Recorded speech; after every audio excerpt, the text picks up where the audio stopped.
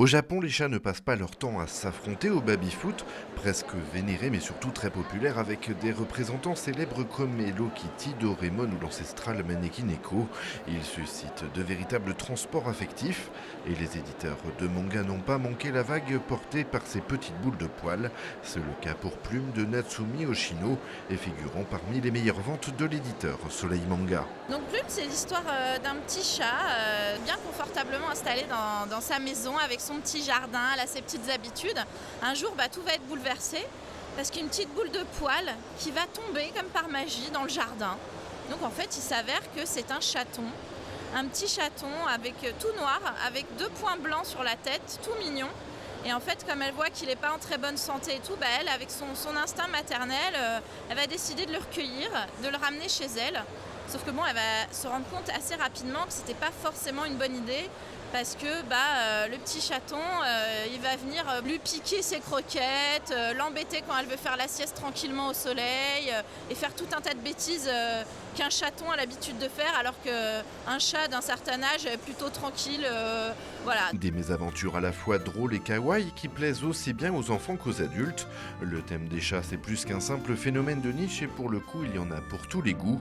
Prépublié dans le Neko Punch, un magazine spécialement dédié aux chats, Plume fait partie d'une collection Pets dans laquelle le réalisme et la finesse du dessin s'intègrent à la perfection. C'est une auteure qui travaille effectivement beaucoup ses illustrations, notamment à l'aquarelle, et qui fait un très très beau travail sur les couleurs au niveau de ses illustrations, même si le manga est en noir et blanc. Tous ces chats sont très très beaux à chaque fois et elle met vraiment beaucoup d'efforts à créer des images qui vont être belles, même si Plume n'est pas complètement réaliste. C'est vrai un travail sur le poil du chat qui est très important par exemple. C'est vrai qu'on a « oh c'est trop mignon », elle essaie toujours de mettre les chats dans des situations super mignonnes. Effectivement, pour tous les amoureux des chats, ça interpelle, on se dit « waouh c'est trop mignon, c'est trop beau ». Donc cette collection Pets, elle devait contenir des mangas sur les animaux de compagnie. Alors, pas que des chats, on a publié également un manga sur un lapin qui s'appelle Globule. Et l'idée, c'est effectivement que ces mangas s'adressent aux amoureux des animaux, aux amoureux des chats ou des lapins ou des chiens. Et c'est vrai qu'on cible un public assez large. Qui va des enfants à partir de 8-10 ans. Et puis ensuite, il n'y a pas de limite d'âge. Et en s'apercevant que des ouvrages destinés aux enfants attiraient au final pas mal d'adultes, la diversité des titres a conquis le marché francophone, chacun essayant de tirer son épingle du jeu. C'est le cas notamment de Yanaka de Megumi Wakatsuki, une série très stylisée pour le coup avec des chats qui prennent la parole et qui fustigent avec naïveté les décisions humaines.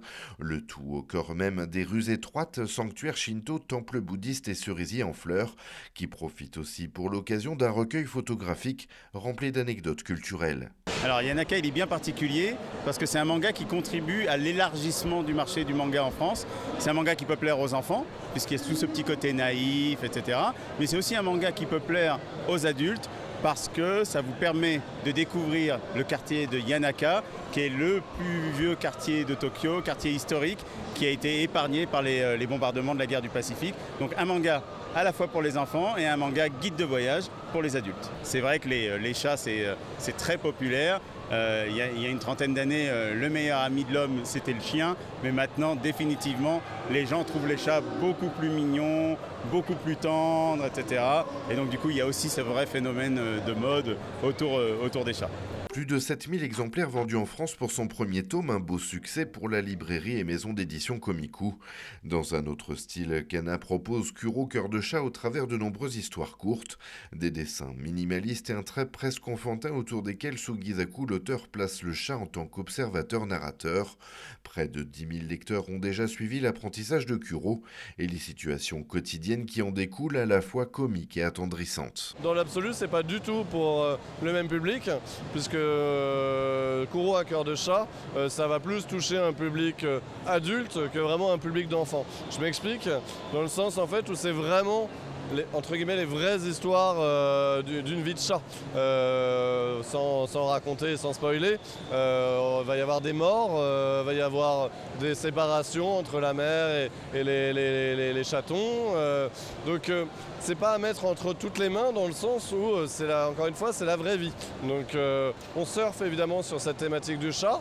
C'est pour un public assez large. C'est aussi une bonne initiation justement pour aborder des sujets qui peuvent être un peu plus difficiles, mais qui font partie en effet de la vie. Enfin voilà, c'est aussi intéressant en effet de pouvoir aborder par le manga ce genre de thématique. Fort de sa puissance comique, Kuro devrait d'ailleurs être adapté en animé, mais cette fois au travers du point de vue du maître.